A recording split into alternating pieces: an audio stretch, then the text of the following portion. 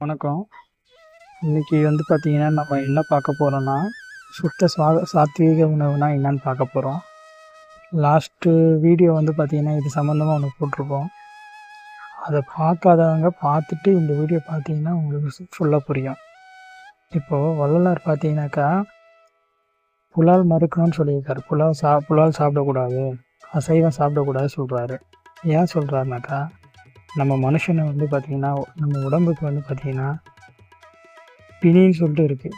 சரிங்களா? பிணினா என்னென்னா நோய். அது பார்த்திங்கன்னா 4448ன்னு சொல்கிறாங்க. அதில் பார்த்திங்கன்னா உயிர் பிணி 448, உளப்பிணி 48, மரண பிணி 8. ஆக மொத்தம் 4448 பிணி இருக்குது. சரிங்களா? இந்த பிணிலாம் பார்த்திங்கன்னா எதனால் வருதுன்னா, நம்ம புலால் சாப்பிட்றதுனால தான். ரெண்டாவது பார்த்தீங்கன்னாக்கா, இப்போது சுத்த சாத்வீக உணவில் பார்த்திங்கன்னா மிளகு, பூண்டு, வெங்காயம் இந்த மாதிரிலாம் பார்த்திங்கன்னா சாத்வீகத்தில் வருது.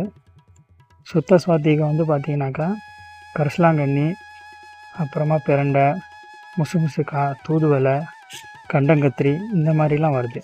கீரையில் கூட பார்த்திங்கனாக்கா சிறுகீரை, அரைக்கீரைலாம் சாத்வீகத்தில் வருது. பொன்னாங்கண்ணி கீரை இதெல்லாம் பார்த்திங்கனாக்கா சுத்த சாத்வீகத்தில் வருது. அப்போது சுத்த சாத்வீகம் எதுவும் தெரிஞ்சு நீங்கள் சாப்பிட்டீங்கன்னாக்கா உங்களுக்கு பிணின்றது இருக்காது. அதுதான் வள்ளலார் சொல்கிறாரு.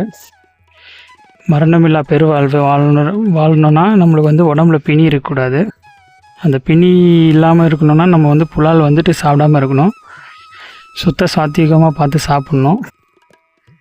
நம்ம ஒளி தேகம் அடையிறதெல்லாம் நெக்ஸ்ட்டு. சரிங்களா? ஃபஸ்ட்டு உடம்புல நோய் இல்லாமல் இருக்கிறது தான் ஃபஸ்ட்டு. ரெண்டாவது பார்த்தீங்கன்னாக்கா இன்னொரு விஷயமும் சொல்கிறாரு. அது என்னன்னாக்கா, இந்த உடல் பார்த்தீங்கன்னா உணவுனால் 90%, அதாவது 90% சேதாரம் ஆகுது, டேமேஜ் ஆகுது. அப்புறமா மைதுனம், அதாவது காமத்தினால பார்த்தீங்கன்னா 10% டேமேஜ் ஆகுது. அதுதான் சொல்கிறாரு.